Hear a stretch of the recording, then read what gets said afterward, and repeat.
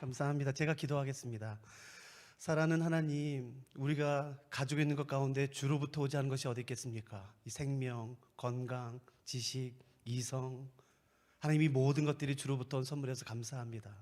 하나님, 우리가 이 땅에 살아갈 때에 늘 주를 기억하게 하시고 이 선물이 어디서부터 왔는지를 꼭 기억해서 우리가 눈을 들어 주를 바라볼 수 있도록 도와주시고 주께 감사하는 삶을 잃지 않도록 도와주시옵소서. 하나님, 특별히 오늘 주예전에 나올 때에 시간과 또 재물을 구별하여 주께 드리는 귀한 성도님들 계십니다.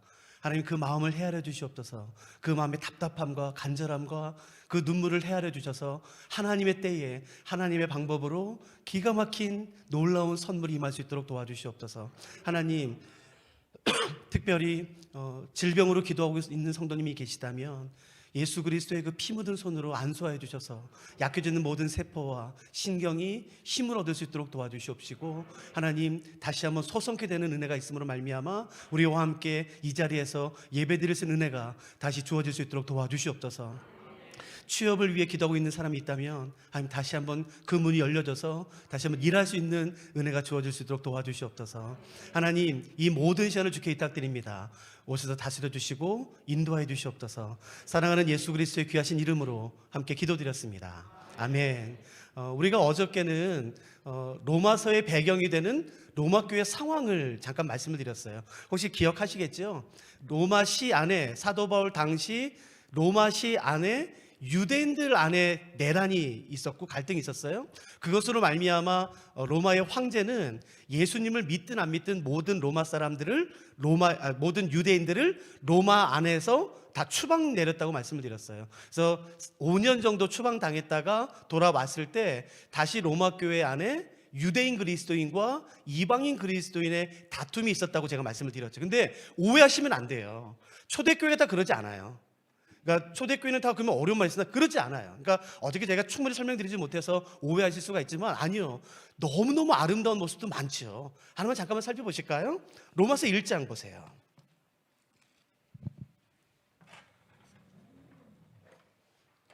로마서 1장 8절에서 사도 바울은 로마 교회를 이렇게 칭찬하죠. 로마서 1장 8절 말씀입니다. 먼저 내가 예수 그리스도로 말미암아 너희 모든 사람에 관하여 내 하나님께 감사한대요. 왜요? 너희 믿음이 온 세상에 전파됐대요.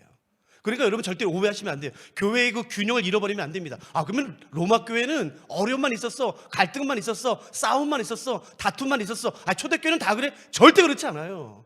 여러분, 성경에 보시면 특별히 사도행전과 에베소서와 골로새서와 데살로니가 전후서와 로마서와 그런 초대교회의 성도들의 모습을 보면은 물론 어려움도 있었지만 그게 다는 아니에요. 그 순수함, 하나님을 향한 열정, 기적, 그 말씀을 향한 그 헌신들, 여러분, 이것은 사실 오늘 우리가 배워야 되는 것입니다. 오늘 우리가 따라가기 힘들어요. 그러므로 초대교회에 있었던 그 양쪽의 모습을 우리가 균형 있게 이해하는 것은 굉장히 중요하죠. 그러니까 부정적으로 생각하지 마세요. 로마 교회는 나빴대, 로마 교회는 문제만 있었어. 그러지 않아요. 어떻게 저희가 시간 때문에 충분히 설명드리지 못했지만 우리가 반드시 배워야 되는, 돌아가야 되는 그런 아름다운 모습도 분명히 로마 교회, 또 에베소 교회, 예루살렘 교회, 초대교회에 분명히 있었지요. 그러니까 그것은 저희가 오해하시면 안 될 것 같습니다. 저희가 오늘 살펴보려고 하는 것은 뭐냐면은 이제 로마서의 좀 약간 중심부에 들어가는 것이에요. 구약 성경에 의하면 이스라엘 사람들, 유대인들이 가장 관심 가졌던 것 중에 하나는 뭐냐면은 의예요. 의. 사실은 이것은 구약 성경에 언급된 유대인들뿐만 아니라 오늘날의 이스라엘 사람들도 이것에 대해서 관심을 갖습니다. 의. 어떻게 하면 의를 얻을 것인가? 의에 도달할 것인가? 의인이 될 것인가 하는 것이에요.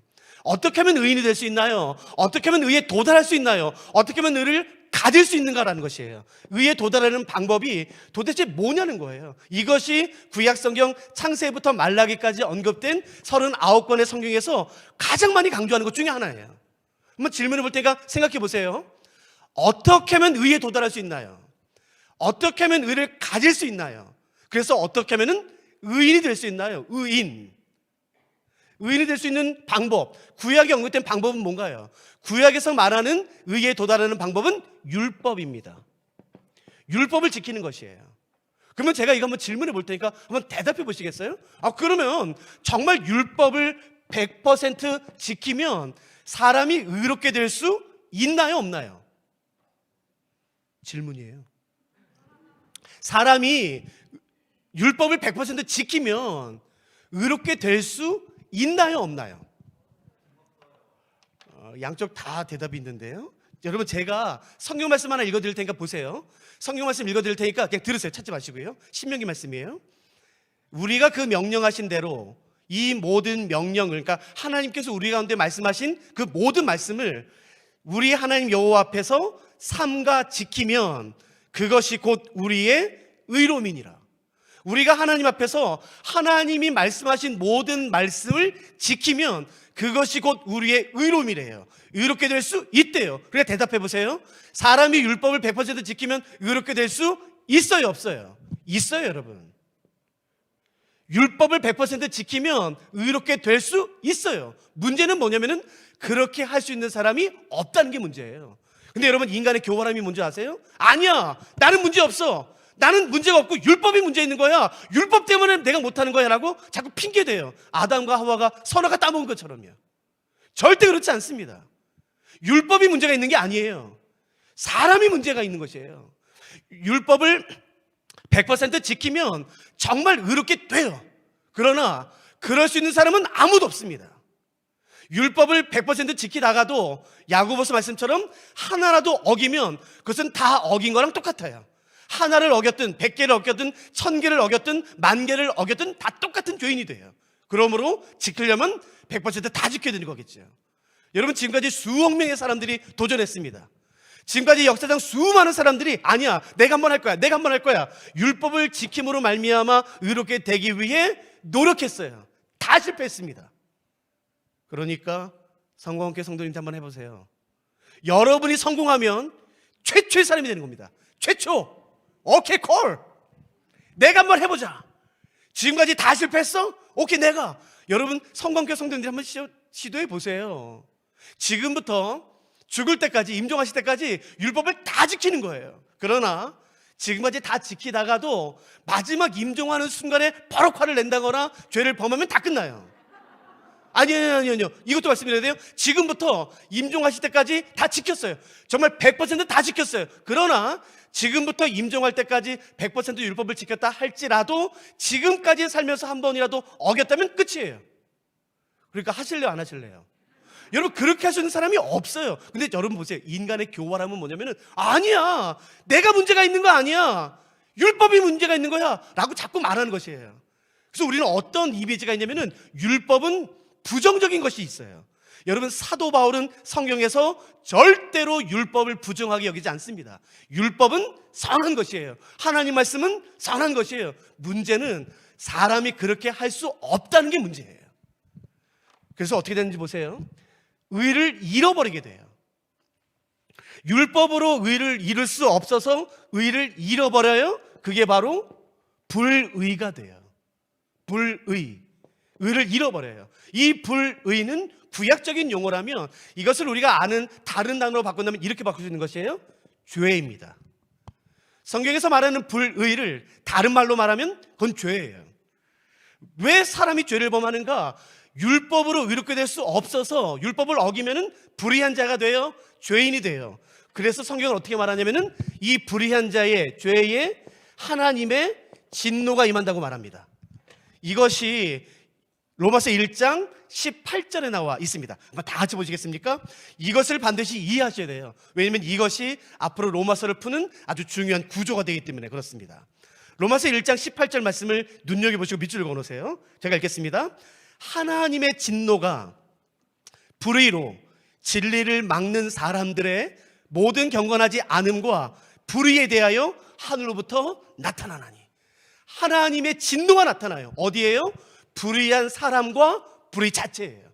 하나님의 진노가 임박해 있어요. 하나님의 진노가 불의한 사람과 불의 자체에 임박해 있어요. 쏟아질 위기.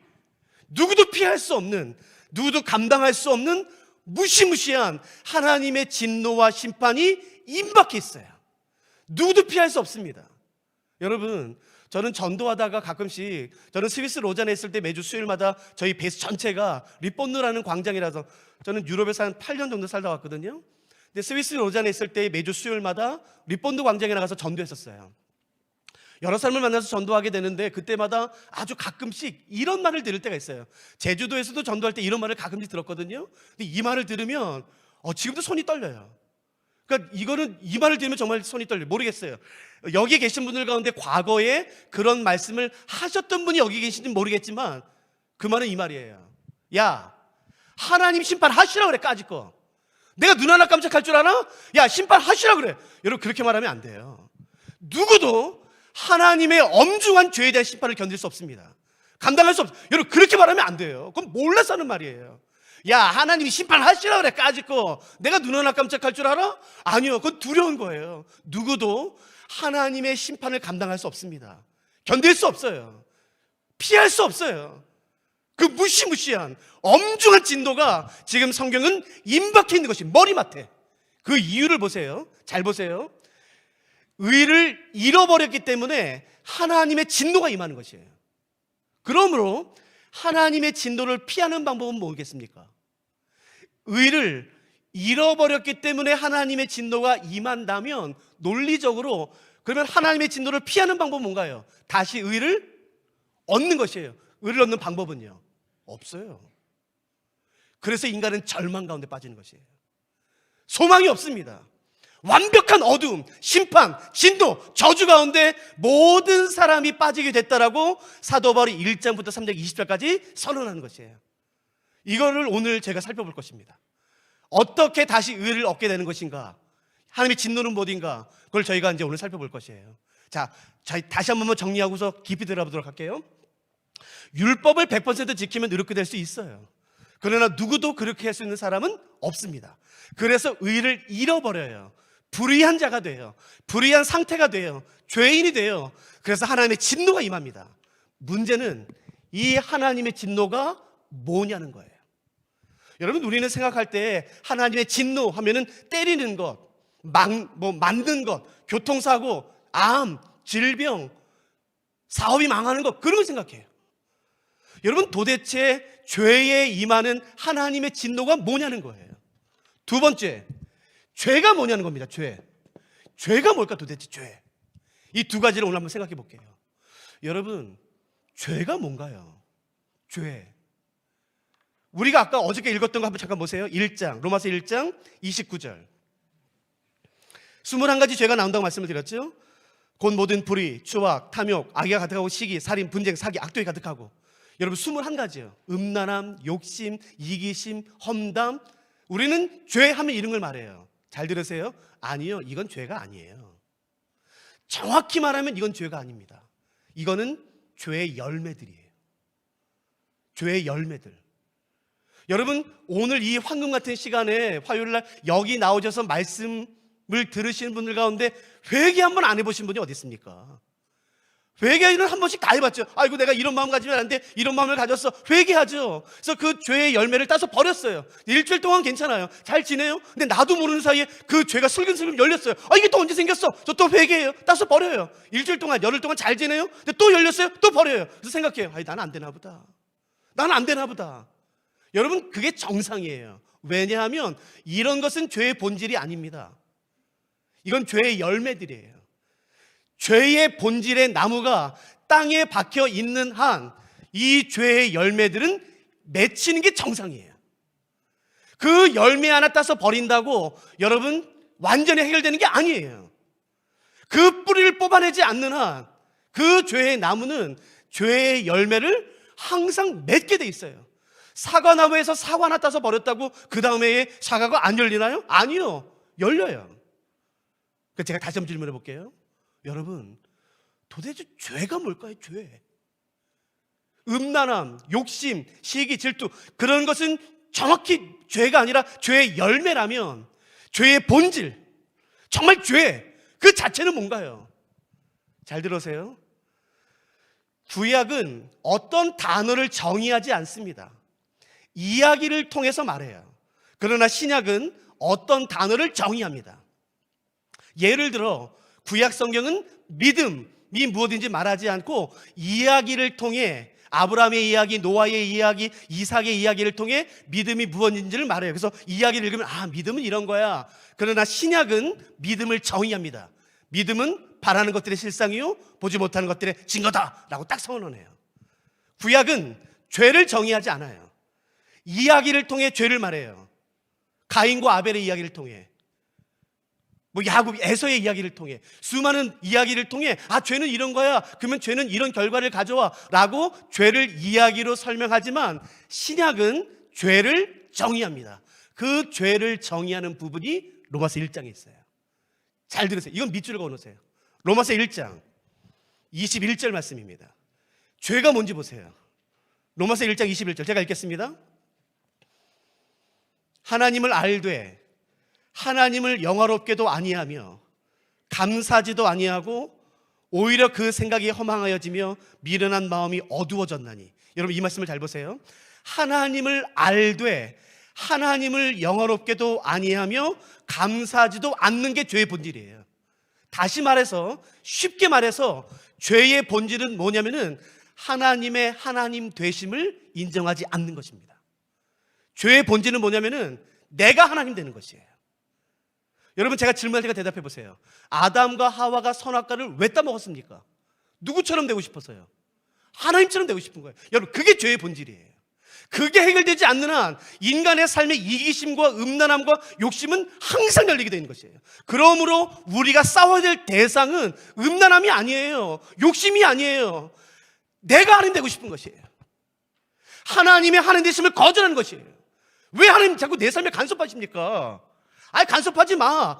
내일은 내가 알아서 해. 내 자식은 내가 결정해. 내 시간, 내 돈, 이건 내가 결정해 라고 하나님의 하나님 되심을 거절하는 것, 내가 하나님 되려고 하는 것, 그것이 죄의 본질이에요. 하나님 간섭하지 마. 간섭하지 마. 그렇게 계속해서 거절할 때에 하나님의 진노가 임합니다. 여러분 기억하세요. 죄의 본질은 뭐냐면은 하나님의 하나님 되심을 거절하는 것이에요. 내가 결정해. 내 삶은 내 거야. 여러분 이 세상에서 말하는 대부분의 말은 뭔가요? 내 삶의 주인은 바로 너 자신이라는 것이에요. 아니요. 성경은 명확히 말합니다. 그게 죄예요. 죄. 예수를 믿고 안 믿고 보다 더 중요한 건 뭐냐면은 내 삶의 주인을 나라고 생각하는 것이에요. 절대 그렇지 않습니다. 하나님의 하나님 되심을 거절하는 삶, 그 삶에 하나님의 진노가 임한다고 말하는 것이에요. 중요한 것은 그러면 도대체 여기서 말하는 하나님의 진노는 뭐냐는 것이에요. 아까도 말씀드렸지만 때리는 게 아니에요. 교통사고가 아니에요.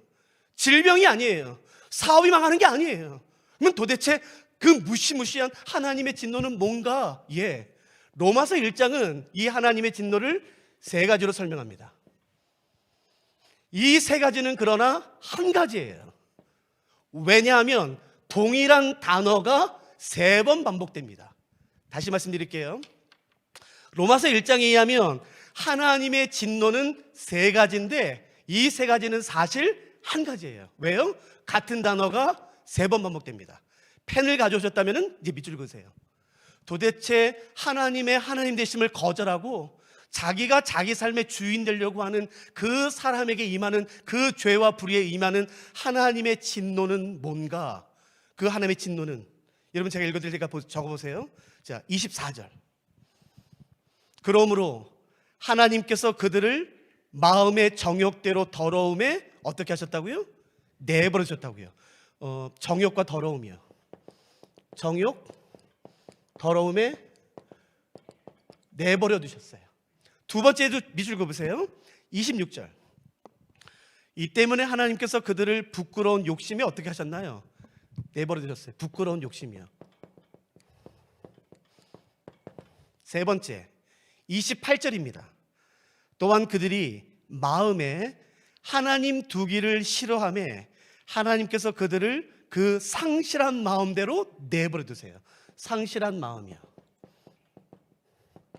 성경에서 말하는 그러므로 하나님의 진노는 뭔가요? 때리는 게 아니에요. 교통사고가 아닙니다. 뭔지 아시겠어요? 내버려 두는 거예요. 하나님 간섭하지 마. 내 인생은 내가 알아서 해. 뭘 이렇게 자꾸 간섭해. 주일날 교회 가줄게. 헌금을 해줄게. 내 삶은 간섭하지 마. 하나님의 하나님 되심을 거절하고 내가 내 삶의 주인 되려고 할 때에 임하는 하나님의 진노는 내버려 두심이에요.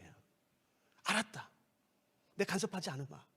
근데 하나님이 어디에 내버려 두신지 아세요? 정욕과 더러움이에요. 부끄러운 욕심이에요. 상실한 마음이에요. 하나님이 어디에 내버려 두시냐면요, 그 정욕이에요. 더러움, 부끄러움, 욕심, 상실한 마음대로 내버려 두면은 어떤 일이 일어나냐면은 주변 사람들은 다 알아요. 그게 얼마나 더러운지. 근데 본인만 모릅니다.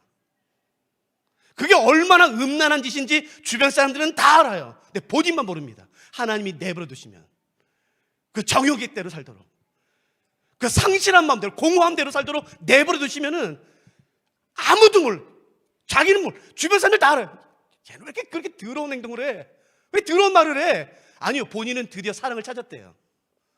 드디어 사랑을 찾았대요. 아니요, 가족들과 자녀들과 주변 사람들은 다 알아요. 그게 얼마나 음란하고 이기적인 행동인지 다 알아요. 그러나 본인은 모릅니다. 성경에서 말하는 하나님의 진노는 내버려 두심이에요. 알았다. 근데 간섭하지 않으마. 오해하지 마세요. 하나님의 하나님 되심을 한 번 거절했다고 내버려 두지 않으세요. 반복하고 그때는 아무도 모르지만, 그러나 하나님께서 때가 됐을 때 알았다, 내 간섭하지 않으마 라고 내버려 두시면 그게 진짜 진노예요. 여러분, 제가 실제 얘기해 드릴게요. 저는 제주도 열방대학에서 10년 정도 사역했거든요. 제 주변에는 믿지 않는 사람이 아무도 없어요. 어느 순간부터 믿지 않는 사람이 제 주변에서 사라졌어요. 그래서 제가 서울에 제가 잘 아는 한 CEO분에게 연락했어요. 회장님, 제가 매주 수요일마다 제 사비로 매주 수요일마다 제주도에서 서울에 올라가서 제가 성경 공부해 드리겠습니다. 저한테 성경 공부 배우고 싶은 사람 한 6, 7명, 한 10명, 10명 내외로 한번 모아주십시오. 단 조건이 있습니다. 제가 사비로 갈 겁니다. 돈 하나도 안 받을 겁니다. 단 교회는 한 번도 안 가보신 분들만 모아주십시오. 그래서 갔더니요, 그분 포함해서 8분, 7분을 모으셨어요. 여러분, 근데 이름만 대면 알만한 신문에 나오신 분들이에요. 지금 여러분이 반을 아마 그 제품 쓰세요. 그걸 마시고 굉장히 유명한 분들이요. 총장님이랑 제가 창세부터 설교했어요. 매주 수요일마다. 실화예요. 제가 창세기 부분에서 이렇게 말했습니다. 어르신들, 제가 믿는, 그러니까 죄라는 말은 쓰지 않았어요. 어르신들, 제가 믿는 하나님 말씀에는 바르지 않은 것이 있다고 말합니다. 바르지 않은 것. 그건 뭐냐면은, 아내가 있지만 아내가 있음에도 불구하고 다른 여자를 애인으로 두고 관계를 맺는 것을 성경에서는 바르지 않다고 말합니다. 남편이 있지만 남편 이외에 다른 남자를 애인으로 두고 관계를 맺는 것을 제가 믿는 하나님 말씀에는 바르지 않다라고 말합니다. 제가 쭉 이어나가고 있었어요. 근데 갑자기 한 분이 손을 들더라고요. 목사님, 예, 말씀하세요. 이름 되면 알만한 분이에요. 목사님, 예, 그게 왜 죄입니까? 그게 왜 죄입니까, 목사님? 그게 남자의 능력입니다. 제가 깜짝 놀랐어요. 여러분, 저는 지금까지 그런 이야기들 신문 사설, 소설, 이야기를 통해서만 봤지 내가 직접 든 건 그게 처음이었어요. 목사님, 그게 왜 죄입니까? 그거는 다 돈 없는 애들이 만들어낸 것들이지, 아니 남자가 뭘 그렇게 삽니까? 조강지조 두고 세컨드 두고 서드도 두고 그렇게 사는 거지, 뭐 그 집값 얼마나 한다고. 어마어마한 대기업 회장님이세요. 아이 그 뭐 집값 10억 20억밖에 더 합니까? 그래서 인생을 즐기면서 사는 거지 그게 왜 죄입니까? 그거 다 그 돈 없고 힘없는 애들이 만들어낸 윤리입니다. 제가 깜짝 놀랐어요. 그러자 옆에 있던 한국의 굉장히 유명한 여자 대학이 있어요. 모르시겠지만 여자 대학으로 한국에서 가장 유명한 대학의 학장님, 자매님이 말씀하셨어요. 예, 맞아요, 목사님. 그게 왜 죄입니까? 인생은 즐기면서 사는 거지. 제가 그날 충격 먹어서요, 잠을 못 잤어요. 아, 진짜 이렇구나. 이제 대한민국이 이렇게 됐구나. 잠을 못 잤어요. 근데 감사하게도 그분들이 한 번도 안 빠지고 거의 2년 반을 제 강의 때 다 오셨어요. 그러면서도 오시는 게 희한하죠. 한 번도 안 빠졌어요. 근데 어느 정도였냐면요, 그 회장님은 일본에 출장 갔다가도 제가 하는 수요일날 오후 때 비행기 타고 와서 강의 2시간 듣고 다시 제주 가셨어요. 일본 가셨어요. 그 정도로 열심히 있었어요. 실화입니다. 2년이 채 되기 전에 제가 제주도에 있는데 그 회장님한테 연락이 왔어요. 목사님, 혹시 오늘 시간 되세요? 아, 예, 근데 제가 오늘 5시에 끝나요. 괜찮습니다, 목사님. 제가 제 회장실에서 기다릴 테니까 오늘 제주도에서 업무 끝나면 빨리 한번 김포로 오세요. 제가 차 보낼 테니까 오늘 빨리 봐야 됩니다. 제가 직접 뵙고 말씀드려야 됩니다. 전 진짜 큰일 난 줄 알았어요. 그래서 얼른 막 한 다음에 제주도 공항 가서 비행기 끊고 김포공항 가가지고 갔죠. 회장실이 여기 반만해요. 회장실이요. 어마어마해요. 여기 3면이 전면 유리요. 어마어마해요. 제가 갔더니 여자 비서가 저를 앉히더라고요. 그리고 나가는데 이상하게 회장님이 연세가 70이 넘으신 양반인데 이렇게 해서 따라가시는 거예요. 문까지, 저까지. 그래서 비서가 나가자 문을 닫고 잠그시는 거예요. 뭐지? 문을 왜 잠그지? 그래서 문을 이렇게 열어보시더라고요. 잠겼나? 그리고 돌아서 엉거주춤 해가지고 이렇게 오시더라고요. 저는 소파에 앉아 있었고요. 갑자기 제 앞에 천천히 실화예요. 천천히 걸어오시다가 갑자기 제 앞에 딱 서세요. 갑자기 막 하면 제 앞에 무릎을 꿇으시는 거예요. 그래서 이렇게 말씀하셨어요. 목사님, 내가 이제야 알았습니다. 이게 얼마나 더러운지. 목사님, 나 진짜 몰랐습니다. 제가 그때를 잊을 수가 없어요. 목사님, 난 진짜 몰랐습니다. 그분이 다른 여자들이 있었어요. 목사님, 난 진짜 몰랐습니다. 이게 그렇게 더럽고 이기적이고 내 아내와 딸에게 상처를 줄지는 몰랐습니다. 목사님, 내가 어저께 내 아내 조광지쳐 찾아갔습니다. 어르신들 아시겠어요?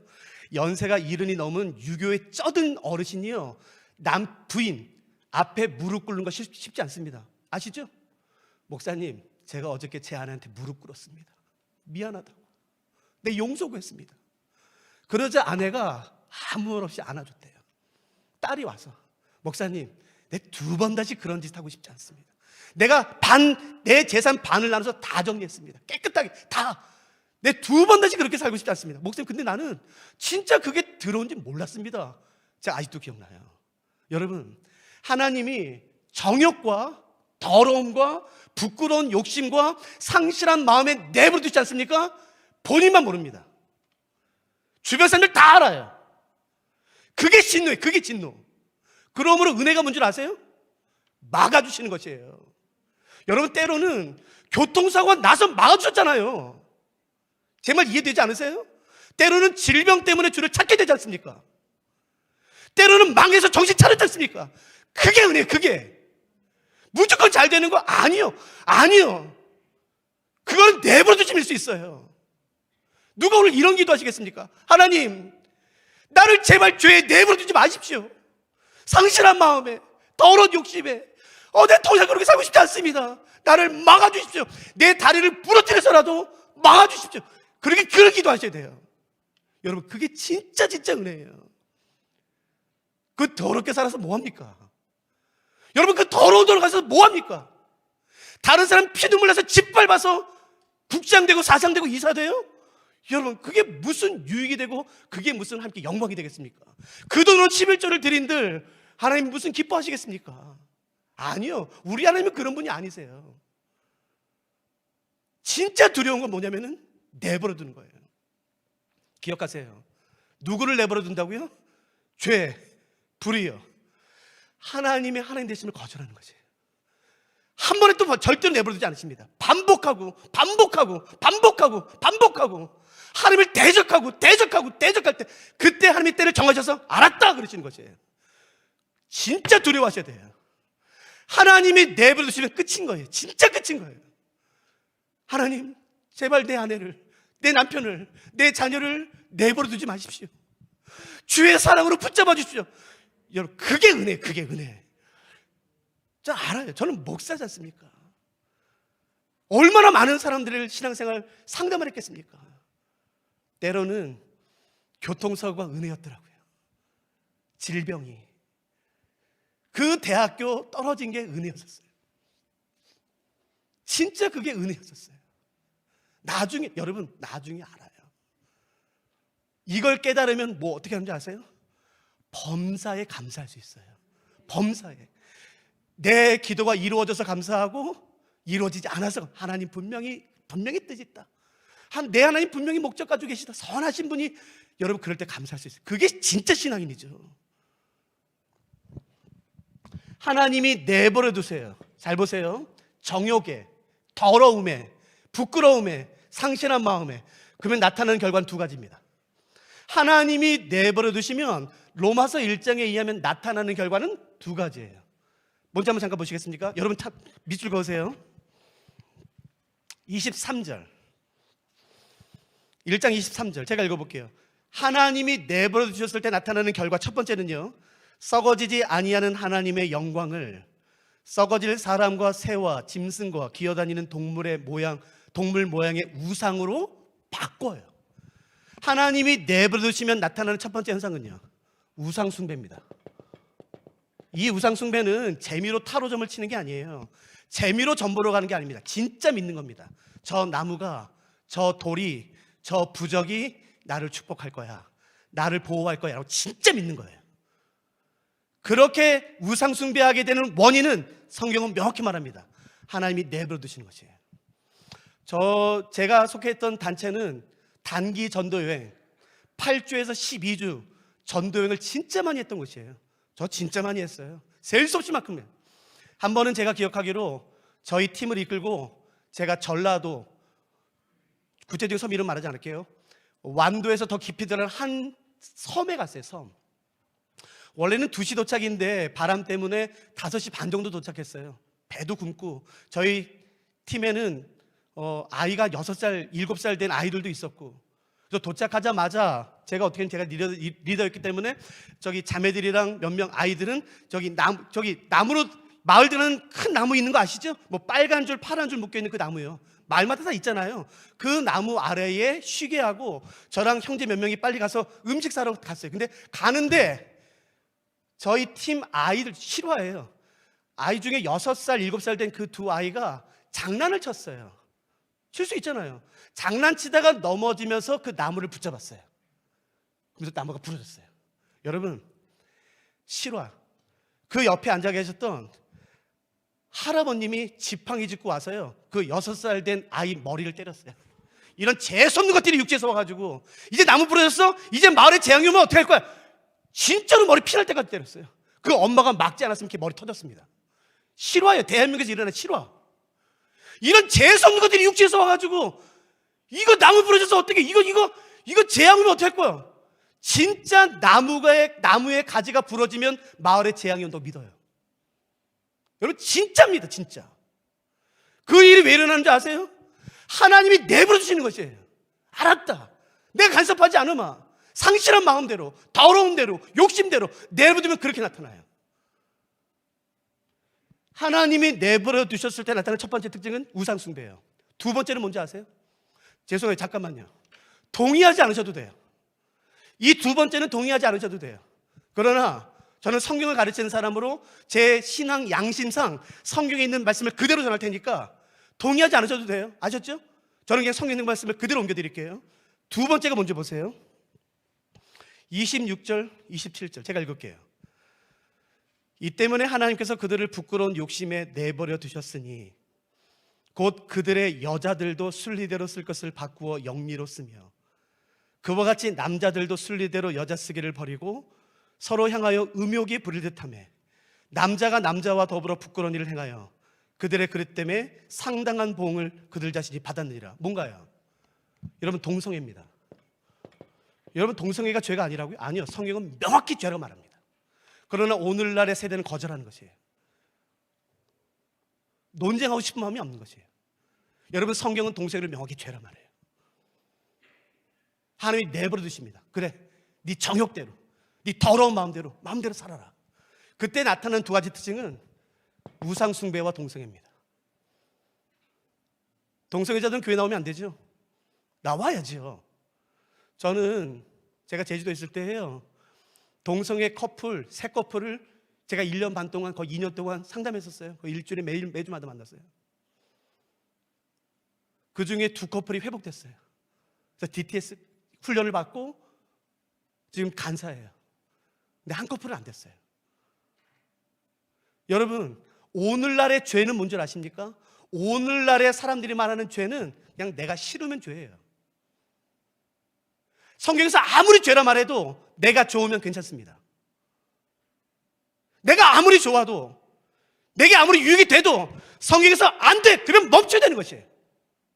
내가 아무리 좋아도, 내게 아무리 유익이 돼도, 내 자녀가 아무리 잘 되는 것처럼 보인다 할지라도 아니요, 이건 안 돼! 그러면 안 되는 것이에요.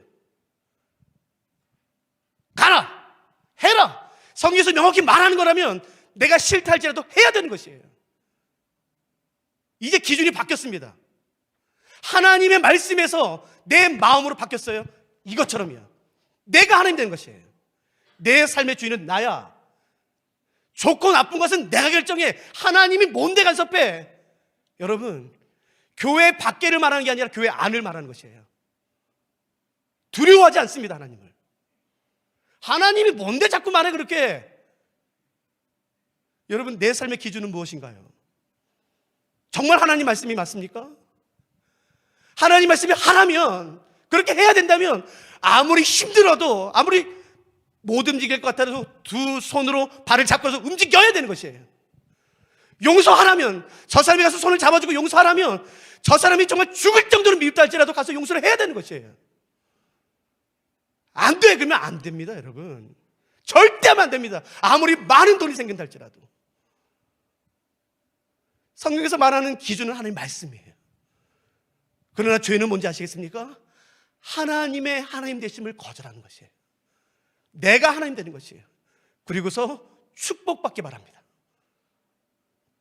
예배가 아니라 흥정이 됐어요. 하나님이 원하시는 것을 적당히 드리고 내가 원하는 것을 적당히 받는 것이 예배가 되어버렸어요. 여러분, 그거 예배 아닙니다. 그건 흥정이죠. 그건 기도가 아닌 것이에요. 미신인 것입니다. 누가 오늘 이 밤에 하나님, 내 안에 그런 마음이 있습니까? 내가 내 삶의 주인 되고 싶은 마음이 있습니까? 내가 하나님의 하나님 되심을 거절한 삶이 있었습니까? 내가 내 자리를 쳐주십께 복종합니다. 내 하나님이 되어주시옵소서. 내 하나님이 되어주시옵소서. 누가 다시 한번 그렇게 기도하시겠습니까? 하나님은 절대로 내 삶 가지고 장난치지 않으세요. 걱정하지 마세요. 그 선하신 하나님, 그 신실하신 하나님은 절대로 내 삶 가지고 장난치지 않으세요. 하나님이 내버려 두실 때 나타나는 두 가지 특징은 우상 숭배와 동성애입니다. 이것을 한마디로 말하면 뭔지 아시겠습니까? 로마서 1장에 있는 말씀을 그대로 옮긴다면 여러분, 영리로, 순리로 쓸 것을 영리로 쓰는 게 죄예요. 여러분, 남자와 여자가 만나서 결혼하는 것은 순리예요. 그 순리를 영리로 바꿉니다. 남자와 남자, 여자와 여자, 여자가 된 남자와 남자가 된 여자가, 사람과 짐승이 순리를 영리로 바꿔요. 여러분, 정말로 하나님이 온 세상에 창조자시고 내가 피조물이라면 피조물인 우리가 하나님을 경배하는 것은 마땅한 순리인 것이에요. 그런데 그것을 영리로 바꿉니다. 우상으로. 여러분, 죄가 얼마나 무시무시한지 아세요? 성경은 인간의 불안함과 공허함과 그 허전함을 명확히 말해요. 죄로 말미암아 자신의 창조자와 단절이 일어났을 때에 인간은 이해할 수 없는 공허함을 경험하게 됩니다. 성경을 가지신 분이라면 잠깐만 펴시겠습니까? 예레미야 2장. 구약성경 예레미야 다 같이 펴시죠. 예레미야 2장. 하나님이 그의 백성에게 그 죄를 이렇게 말씀하세요. 어떻게 말씀하는지 한번 보시겠습니까? 예레미야 2장 13절 말씀이에요. 예레미야 2장 13절 말씀을 제가 읽어드릴 테니까 눈여겨보세요. 예레미야 2장 13절. 내 백성이 두 가지 악을 행하였나니, 첫 번째, 곧 그들이 생수의 근원되는 나를 버린 것이에요.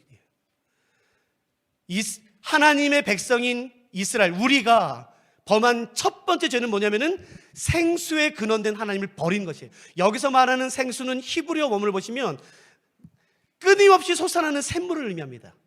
여러분, 혹시 산속에 가시면은 아무리 퍼도 끊임없이 솟아나는 샘물이, 그걸 의미하는 거예요. 아무리 마셔도, 아무리 떠도 끊이지 않는 샘물, 그 생수의 근원 대신 하나님을 버린 게 첫 번째입니다. 두 번째는 처참합니다. 두 번째 죄는 먼저 보세요. 곧 그들이 생수의 근원된 나를 버린 것과, 두 번째, 스스로 웅덩이를 판 것인데 그것은 그 물을 가두지 못할 터진 웅덩이들이니라. 생수의 근원된 하나님을 버리고 인간이 선택한 것은 뭐냐면 이거예요. 내가 할 수 있어. 이건 내가 할 수 있어. 그래서 물을 파요. 땅을 팝니다. 땅을 파요. 여러분 손으로 땅을 파요. 옆에 습기가 겉봐. 이거 내가 할 수 있잖아. 옆에 습기가 맺히는 거면서 겉봐. 내가 할 수 있어. 아니요. 절대로 그 습기는 모이지 않아요. 왠줄 아세요? 터진 웅덩이입니다. 절대 물이 고이지 않아요. 끊임없이 팝니다. 끊임없이. 그래서 더 공허해요. 열심히 살면 살수록 허무해요. 이게 죄라고 성경이 말하는 거지. 내 인생에 열심히 살았는데 왜 이렇게 공허할까요? 여러분 죄송합니다. 게으르게 산 사람은요 공허함도 못 느껴요. 공허함과 허무함을 느끼는 사람일수록 열심히 산 분이세요. 한순간에 찾아옵니다. 내가 뭐 했나 지금. 그 이유를 성경은 죄라 말해요. 생수의 근원된 하나님을 버린 것이에요. 그리고 내가 할 수 있다. 내가 할 수 있어. 내 삶은 내가 할 수 있어. 아니요, 절대로 못합니다. 내 삶은 하나님이 다스리지 않으시면 절대로 안 되는 것이에요. 누가 오늘 이걸 인정하시겠습니까? 그러므로 회개는 뭔지 아세요? 울고불고 난리치는 게 아니에요. 하나님의 하나님 되심을 인정하는 것입니다. 하나님 내 삶의 하나님이십니다. 하나님이 내 주인이십니다. 나에게 생명을 주신 분이십니다. 하나님이 지금도 내 코에서 호흡을 앗아가시면 나 한순간에 죽습니다라고 인정하는 것이에요. 여러분 그러면 삽니다. 그러면 살아요. 구약성경이 말해요. 내게 와라. 내게 와라. 내게 와서 배워라. 내게 와서 먹어라 라고 말씀하세요. 내가 너를 새롭게 할 거다. 내가 너를 일으킬 거다 라고 약속하세요. 여러분 이 말씀을 믿는다면 다른 데 기도하지 마세요. 다른 걸 기도하지 마세요. 하나님 나 한 번만 살려주십시오. 내 삶의 하나님 되어 주시옵소서. 여러분 그러면 살아나요. 다시 한번 이제 로마서로 돌아가 볼까요?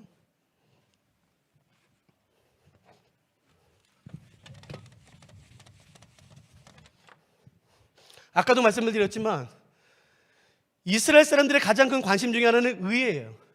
어떻게 하면 의를 얻을까? 율법이 첫 번째입니다. 그러나 율법으로 의롭게 될 수 있는 사람은 아무도 없어요. 그래서 의를 잃어버리는 불의가 됩니다.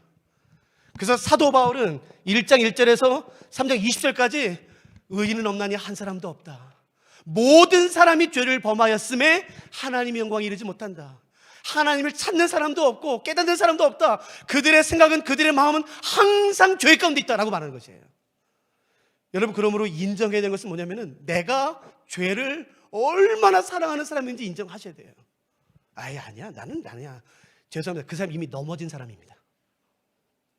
끊임없이 고백해야 돼요. 하나님 주께서 나를 붙잡아 주지 않으시면 내가 죄에 달려갑니다. 로마서 3장 잠깐만 보시겠습니까? 로마서 3장 10절 말씀이죠.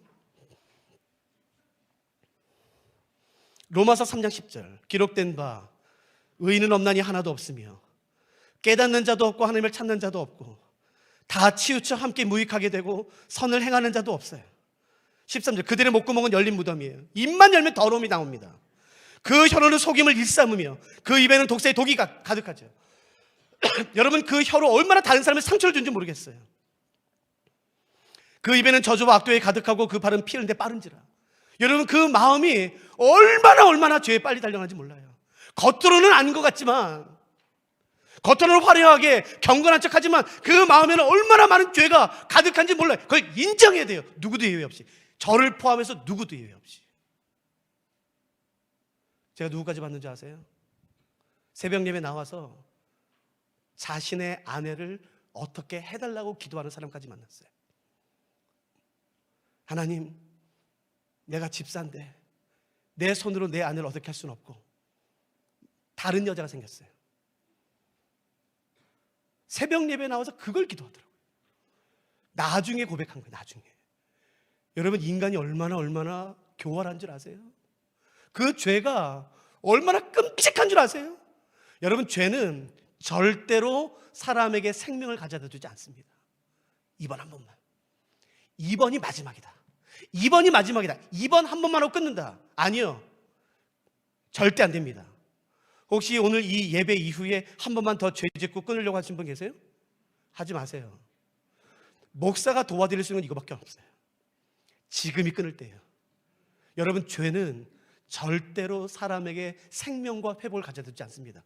죄는 반드시 파멸을 가져와요. 그리고 특히 관계를 깹니다. 내 사랑하는 사람들과의 관계를 깨는 게 죄의 속성이에요.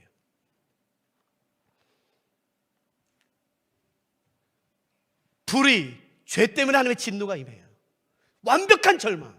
그런데 3장 21절에서 사도 바울이 이제 이렇게 말하는 것이에요. 자, 3장 21절. 첫 단어 적어 놓으셨나요? 뭐였죠? 그러니까요. 그러니까 이렇게 되는 거예요. 그러나 이제는.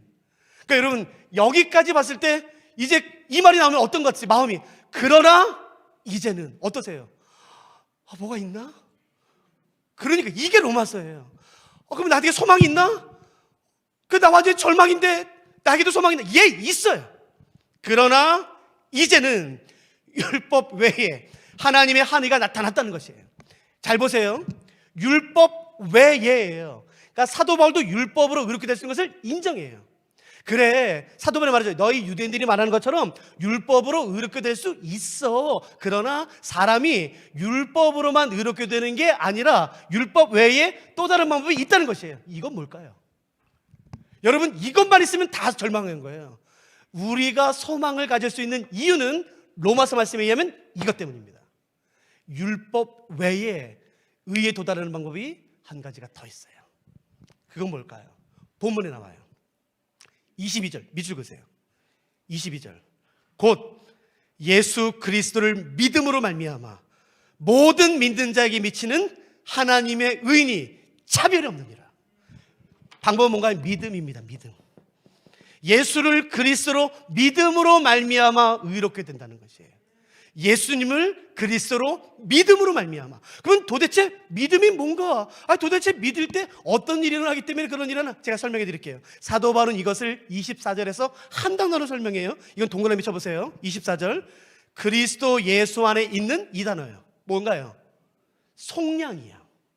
그리스도 예수 안에 있는 속량으로 말미암아 하나님의 은혜로 값없이 의롭다 하심을 얻은 자가 된 거예요. 뭐요? 속량. 여러분, 제가 속량이라는 단어 한번 제가 설명해 드릴게요. 그리고 오늘 저희가 마치면 돼요. 여러분, 속량이라는 단어는 오늘날 교회에서만 사용합니다. 기독교만 사용해요. 그렇기 때문에 이 단어를 신학적인 단어, 거룩한 단어, 교회 용어로 알고 있지만 아닙니다. 사도 바울 당시의 속량이라는 이 헬라어는 그냥 로마 제국에서 사람들이 일반적으로 쓰던 단어고 그 중에서도 특별히 시장에서 썼어요. 아니요, 시장 중에서도 그 시장바닥 노예 시장에서 쓰던 단어가 이 단어입니다. 노예 시장에서요. 노예 시장에 진열되어 있는 노예의 몸값을 주고 그 노예를 사는 것, 그거를 속량이라고 말해요. 제가 이제 설명드릴 테니까 한번 들어보세요. 조금만 참으세요. 이거만 하고 마치니까요. 여러분, 제가 주는 문헌에 의하면 사도 바울 시대 때는, 사도 바울 당시에 로마 제국에는요 노예 시장이 활성화되어 있었어요. 그리고 노예는 가축법에 적용됐습니다. 사람이 아니라 가축법, 그러니까 개돼지 같은 취급받았어요. 월, 화, 수, 목, 금, 토, 주일마다 물건이 달랐습니다. 제품이. 이렇게 말해도 좀 양해해 주세요. 그 당시 그렇게 됐으니까. 월요일 날은 남자 노예, 화요일 날은 여자 노예, 수요일 날은 음식 잘하는 노예, 목요일 날은 재밌게 가지고 놀 수 있는 노예. 그 당시 노예 값은 대개 8만 원에서 한 12만 원 정도? 그 정도 값이에요. 그래서 노예 시장에 가다 보면요, 노예들이 이렇게 노예 무대에 이렇게 진열되어 있거든요. 하나같이 목에 나무로 된 노끈을 메고 있었어요, 목에. 그리고 요 나무에는 뭐가 적혀 있냐면은 그 노예 주인이 매겨준 값이 적혀 있어요. 10세겔, 12세겔, 8세겔, 이렇게 자기의 몸값이 나무에 적혀져서 노끈으로 목에 매달고 이렇게 진열되어 있어요. 그래서 지나가다가 저거 괜찮은데? 저거 흥정하는 거예요. 이거 너무 비싸. 12세겔, 11세겔만 해. 그래서 사는 거예요. 여기까지 따라오셨죠? 여러분, 대개 노예들은 사면은 이거 내 거야 라는 의미로 뭔가를 해요. 혹시 요즘에는 종이책을 잘 안 사서 모르겠지만 어르신들 한번 기억해 보세요. 옛날에는 종이책을 사지 않습니까? 그러면 대부분 처음에 뭐 하세요? 여기 위에 자기 사인하시죠? 그것처럼 노예를 사면 주인은 불에 인두를 달궈서 내 집안의 문장을 새깁니다. 어디예요? 팔등, 어깨예요. 근데 이 당시에는요, 도망간 노예들을 잡는 전문적인 관청이 있었어요. 도망간 노예를 전문적으로 잡는 관청. 무슨 말이에요? 도망간 노예가 많았다는 뜻이에요. 여러분, 도망간 노예를 잡는 전문적인 로마 군인이 있는데 이거 의심스러워요? 그럼 어떻게 하면 옷 벗겨보면 돼요. 여기에 인증이 있으면 이거 노예예요. 그러므로 반대로 내가 도망가기로 결정했다면 노예들은 대부분 99% 그날 밤에 뭐 하는지 아세요? 산이나 계곡이나 강에 가서 뭐 하겠습니까? 칼로 이걸 벗겨내요. 끔찍합니다. 근데 제가 말씀드릴게요. 로마법에 의하면 도망가던 잡힌 노예는 즉결 처분이에요. 근데 그것도 자비를 베풀었을 때 잔인한 주인은 어떻게 하는지 아세요? 잡아옵니다. 거의 반 죽여서 데리고 와요. 그래서 다시 노예시장에 팔아요. 그냥 안 내놓습니다. 이건 도망갔던 노예입니다 라는 의미로 라틴어 FUG, fugitive라는 영어 도망자라는 단어가 여기서 나왔거든요. FUG를 불에 달궈서 이마와 볼에다 새깁니다. 누구든지 보게. 그래서 노예시장이 내다놔요. 자, 보세요. 여기 노예시장이에요. FUG 여기 새겨져 있어요. 싸요. 2만 원, 15,000원밖에 안 해요. 사실래요? 안 사실래요? 여러분, 그거 사면 안 돼요. 아무리 싸도. 그거 샀다가 내 노예들이 영향받으면 어떡해요? 안 사요. 그런데 기록에 의하면 그 노예시장에 진열되어 있는 노예들은 무슨 수를 써서라도 팔리길 원해요. 왠 줄 아세요? 여기서 안 팔리고 다시 돌아가면 조그만한 우리 같은 쇠창살에 수십 명이 삽니다. 화장실이 없는 채로.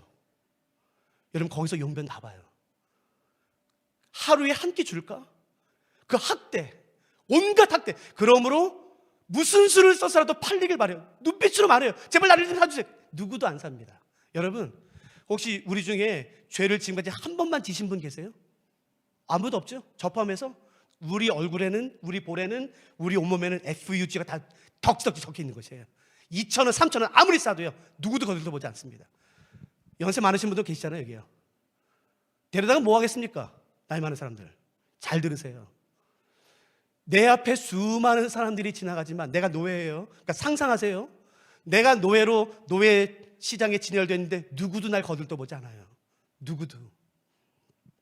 오늘도 팔리지 않으면 가서 학대당합니다. 근데 갑자기 누가 내 앞에 서요. 지나가겠지. 안 지나가요. 계속 서 있어요. 고개를 들어 봅니다. 예수님이에요. 예수님이 계속 저를 쳐다봐요. 그리고 갑자기 오른손을 들어요. 천천히. 그리고서 말해요. 예. 깜짝 놀랍니다. 아니요, 내가 아니라 사탄이요. 에? 예수님, 이 자식이요? 이거 완전 쓰레기입니다, 쓰레기. 이거 다른 거 내가 좋은 거 해드릴게. 이런 쓰레기 같은 자식 말고 좋은 사람 있어요. 아니, 예수 흔들리지 않으세요. 아니, 나 예. 여러분, 주변에서 깔깔깔깔 웃어요. 아이고, 예수님 저거 전능한 줄 알았더만, 지혜로운 줄 알았더만, 저 헛똑똑이 저거. 사람 볼 줄 저렇게 눈이 없나? 저런 쓰레기 같은 것들을 고르게 해. 아니요, 그 다음에 깜짝 놀랍니다. 예수님이 나를 지목하신 다음에, 나를 사시기로 결정하신 다음에 이제 내 몸값을 꺼내시는데, 예수님은 처음부터 내 목에 걸려 있는 사람들이 나에게 매겨준 몸값에는 관심도 없으세요. 그리고 예수님이 생각하시는 나의 몸값을 꺼내셔요. 그래서 내 앞에 놓습니다. 사람들이 깜짝 놀라요. 왜냐하면 그것은 내 앞에 새겨진 금액이 아니라 예수님 자신의 생명이기 때문에 그런 거지. 여러분, 사탄이 비웃는 소리가 들리지 않으세요? 저 예수 저거 전능한 줄 알았더만, 전지한 줄 알았더만, 이 쓰레기 같은 것을 저 비싼 값을 주고 사냐? 저 미친 예수 저거. 그 비웃음, 비아냥. 예수 흔들리지 않아요. 조금도 흔들리지 않아요. 여러분, 예수님은 사람들이 나에게 매겨준 몸값에 관심 없으세요. 네가 어느 대학 나왔어? 네가 어디 살아? 직업이 뭐야? 그런 데 관심이 없으세요. 하나님이 나를 처음 창조하셨을 때 가셨던 그 가치를 지금도 가지는 거예요. 그 몸값을 주고 나를 속량하신 것이 성경에서 말하는 것이에요. 그게 믿음입니다. 내가 한 게 아무것도 없는 것이에요. 나는 단지 예수를 그리스도로 믿었을 뿐인 것이에요. 그러자 예수님께서 그 죄의 처참한 노예 시장에서 그 예수님 자신의 피값으로, 생명으로 나를 속량해 주신 것이에요. 그리고 예수님이 내게 와서 말씀하시겠죠. 야야, 사탄이 비웃어 나보고 바가지 썼대. 바보 같은 거. 쟤는 네 가치를 몰라. 만일 사탄이 나보고 내 생명의 피값보다 더 많은 것을 요구했더라면 나는 지불했을 거야. 왠 줄 알아? 너는 그만큼 존귀하니까. 그러니까 여러분, 세상이 매겨준 내 가치에 놀아나지 마세요. 내 가치는 뭔지 아시겠습니까? 나를 속량하시기 위해 지불하신 예수님의 값이 내 가치예요. 뭐예요 그게? 그게 뭐예요? 대답하세요. 예수님, 하나님이신 예수님 자신의 생명이에요. 그게 내 가치인 거예요. 그걸 믿으신다면 어깨를 펴고 당당하게 사세요. 내 아파트 몇 평이지 그게 뭐가 중요합니까? 내가 어느 대학을 간 게 그게 뭐가 중요합니까? 어느 직이 그게 중요한 게 아닌 것이에요. 진짜 중요한 것은 나 같은 것을 속량하시기 위해 예수님이 무엇을 지불하셨느냐가 중요한 것이에요. 이것을 믿는다면 다른 삶에도 적용하십시오. 하찮은 사람은 아무도 없는 것이에요. 사도 바울이 말합니다. 율법 외에 또 다른 방법이 있다. 그게 믿음이다. 이 믿음으로 말미암아 우리가 결코 도달할 수 없었던, 가질 수 없었던 그 의를 내가 가짐으로 말미암아 이제 내가 의인이 됐다는 것이에요. 그러니까 이 의는 대답해 보세요. 나에게서 난 것인가요? 예수님으로부터 주어진 것인가요? 이해되셨어요? 그러니까 이게 내 거예요? 예수님 거예요? 그러니까요. 그 예수님이 제게서 의를 주셔서 예수님 이거 내 거 아니야. 이거 예수님 거잖아요. 근데 예수님이 이러시는 거예요. 아니야 지웅아, 이거 네 거야. 예수님 무슨 말씀이세요? 나에게서는 이게 나올 수가 없어요. 이거 원래 예수님 거예요. 그래 원래 내 거였지. 내가 너한테 준 거야. 그러니까 이제부터 네 거야. 그거를 신학적인 용어로 칭의, justification이라고 하는 것이에요. 의롭다 여겨주시는 것이에요. 여러분, 우리가 그 은혜를 받은 사람들입니다. 그러면 감사할 이유가 있지 않겠습니까? 여러분, 하나님 되심을 인정하는 게 진짜 회개예요. 아무리 눈물 쏟고 콧물 쏟아도 돌아가면서 내 삶을 내가 결정한다면 그건 회개한 거 아니에요. 진짜 회개는 뭐냐면은 내 삶에 하나님 되심을 인정하는 것이에요. 하나님, 당신만이 내 주인이십니다. 내 생명의 주인이십니다. 여러분, 그때 기가 막힌 축복이 쏟아지는 거죠. 죄송합니다. 시간 제가 너무 많이 썼네요. 우리 같이 찬양을 마치실래요? 저는 이 찬양으로 마치고 싶어요. 제가 제주 열방대학에서 성경연구학교 책임자로 있을 때에 72살 되셨던 한 노 부부가 입학하셨어요. 캐나다에서. 봤더니 신학 박사세요. 은퇴하셨어요. 그래서 제가 여쭤봤어요. 학교 첫날. 아니 박사이신 분이, 아니 은퇴까지 하신 분이 못하러 입학하셔서 성경학교에는요. 그랬더니 그분이 전체 앞에서 이러시더라고요. 연세가 많으신 분이. 나 목사님 하나님 더 알고 싶어서 왔어요. 그 앞에 젊은 저희들이 다 고개를 숙였어요. 그분에게는 자녀가 있는데 그분의 자녀들이 다 좋은 학벌을 가지고 계세요. 근데 그 중에 딸이 있는데 그 딸이 하나님께 그 삶을 드리며 선교사로 헌신할 때 지은 찬양이 이거예요. 내가 어떻게 하나님을 위해 내 삶을 드릴 수가 있을까? 그래서 이런 고백에, 하나님, 나를 부르신 분이 하나님이십니다. 나를 창조하신 분이 하나님이십니다. 그 측량할 수 없는 은혜 내가 감사합니다 라는 찬양을 그분 따님이 지었어요. 저는 그 찬양에서 너무 좋아하거든요. 우리 같이 이 찬양으로 함께 고백하지 않으시겠습니까? 우리 같이 찬양하며 주의 보좌 앞에 나가겠습니다.